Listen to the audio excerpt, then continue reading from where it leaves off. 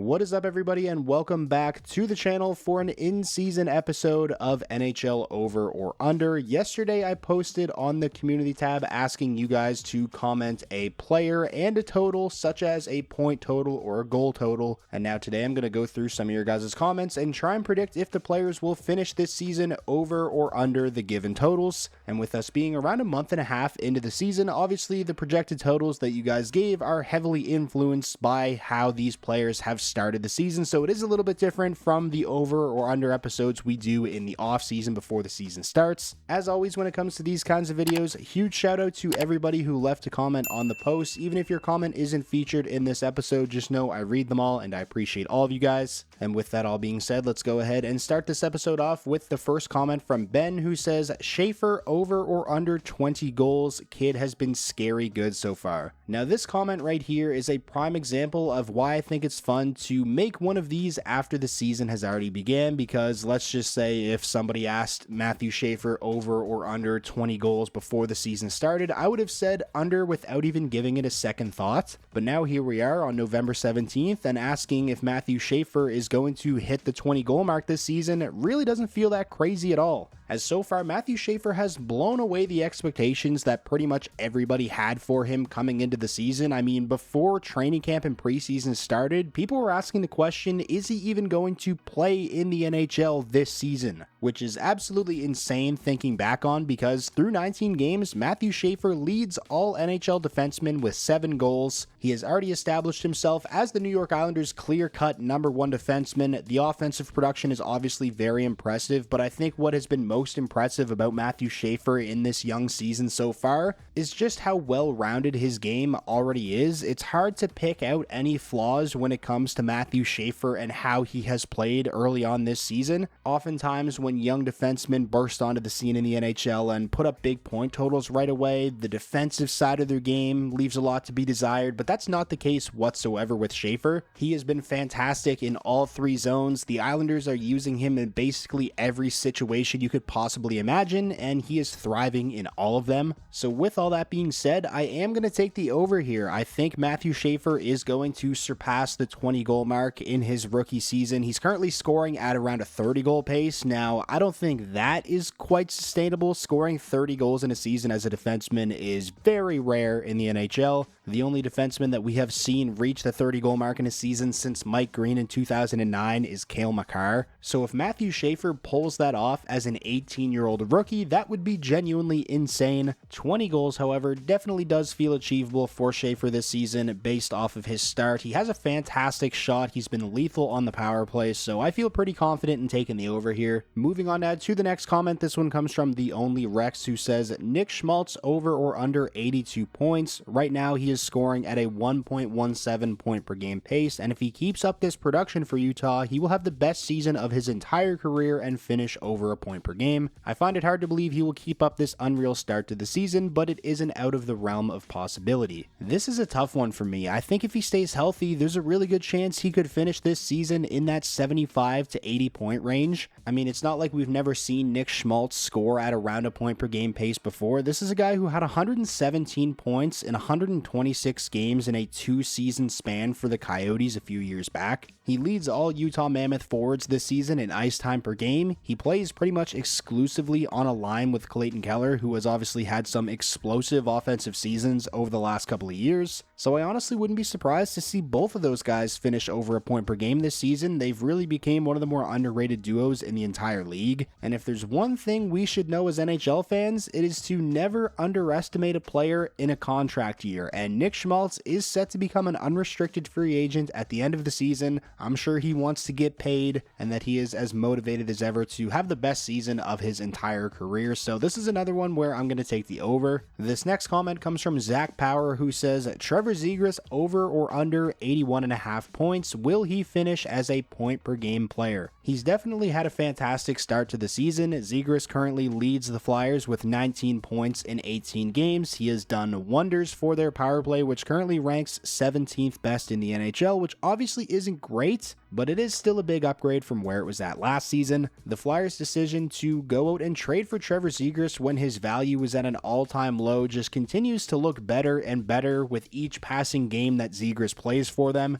Definitely one of the best pickups of the entire offseason, especially when you consider the fact that all the Flyers gave up to bring him in was Ryan Poehling, a second and a fourth. With that being said, though, I am going to take the under here. At the end of the day, the Flyers are still a very offensively challenged team. They rank 29th in the NHL in goals for per game, and they rank just 27th in the NHL in expected goals for per 60 minutes. So I would be very surprised if anybody on that roster is able to come close to reaching the 80-point mark this season. I feel like a more realistic expectation for Trevor Zegras would be for him to finish somewhere in the 60 to 65 point range, which is right around the pace he scored at in his rookie and sophomore seasons with the Ducks. And hey, if you're the Flyers, I think you would be more than happy with that and consider that a very successful first season in Philadelphia for Zegras, considering how the last couple of seasons have went for him. Moving on now to the next comment. This one comes from Brady, who says, Jack Roslovic over under 45.5 points. Will he set a new career high in points? This is an easy one for me. I'm definitely taking the over here. What a pickup Jack Roslovic has been for the Oilers. He's got 14 points through his first 18 games of the season. Game after game, he's earning more and more trust from the Oilers coaching staff. He's spent a lot of time already this season on a line with Leon Draisaitl. He's averaging a career high in ice time per game, and in 3 out of the Oilers' last 4 games, he's played 20 plus minutes. And during that 4-game stretch, he's got 6 points. Do I think he's going to be around a point per game player for the Oilers all season long? Of course not. But based on what we've seen from Roslovic so far this season with the Oilers, especially recently, this looks like a guy who should easily surpass his previous career high of 45 points. I honestly wouldn't be surprised if he finishes this season in the 60-point range. Moving on now to the next comment. This one comes from Bentley, who says, Emil Heineman over under 24.5 goals. What a story he has been early on this season for the Islanders. He obviously came over in the offseason from Montreal as part of the Noah Dobson trade, and with 9 goals through his first 19 games of the season, he is already just 1 goal shy of matching his goal total from all of last season, a season in which he played 62 games. He's been a fantastic depth piece for the Islanders early on this season, and he's looking like a guy who could potentially be a huge part of that team's future. That being said, I do think I'm going to take the under here. I'm expecting him to cool down significantly. I don't think he's a guy who's going to be shooting north of 20% all season long. He's also only averaging around 14.5 minutes of ice time per game, which is middle to bottom 6 minutes. He's not on the first power play unit either. So even with him being off to this hot of a start, I do feel like a 25 plus goal season is a little bit far-fetched. I'm going to say he finishes somewhere in the 18 to 22 goal range, which would definitely still be a fantastic year for somebody like Heineman, who heading into this season wasn't really a guy that a lot of people looked at as somebody with a ton of offensive upside. He was more so known as a defensive specialist, a speedster, a good forechecker, that kind of thing. Moving on now, this next comment comes from Reese Johnson fan. This is a Team 1 Chicago Blackhawks over under 89.5 points. The Blackhawks have definitely been one of the most surprising teams in the NHL so far this season. They currently find themselves in a wildcard spot in the Western Conference with a record of 9-5-4. The big question is, are they for real? And I'll say this, I think they'll probably end up finishing this season with quite a few more points than I expected them to finish with coming into the season, but I'm gonna say no, I don't think they're for real in the sense that they are a legit threat to make the playoffs this season. So I am gonna take the under here. I just can't see them being in that 90-point range. I think the fall off is coming. They currently rank 5th in the entire NHL in goals for per 60 minutes. However, in expected goals for per 60 minutes, they rank just 25th. They also rank 6th best in the NHL in goals against per 60 minutes. Spencer Knight deserves a lot of credit for that. However, in terms of expected goals against per 60 minutes, they rank 20th in the NHL, which tells me what they are doing right now is probably not sustainable. Now, that doesn't mean you shouldn't enjoy it as a Blackhawks fan. You absolutely should, because it's definitely been a lot of fun watching guys like Bedard, Nazar, and Knight carry this team to wins early on this season. Moving on now to the next comment, figured this would be a good one to follow up the last one with. posted Connor Bedard over or under 91.5 points. Bedard has been on an absolute tear to start this season. He's tied for 4th in the entire NHL in scoring with 26 points in 18 games. Obviously a massive reason why the Blackhawks have had a decent amount of success early on this season. And even though, like I said when answering the previous comment, I think the Blackhawks will fall off at some point and probably some point soon, I'm still absolutely smashing the over here. I mean, Connor Bedard is currently on pace for 118 points. He's got a lot of room for error here. Even if he cools off considerably, which I think he probably will, 92 points still feels very achievable for Connor Bedard this season. So again, I'm definitely taking the over here. This next comment comes from Mikey, who says Macklin Celebrini over under 104.5 points. So another young star who's had an explosive start to the season. 27 points for Celebrini through his first 19 games, which is good for 3rd in the NHL. The only 2 players in the league with more points than him right now are McDavid and McKinnon.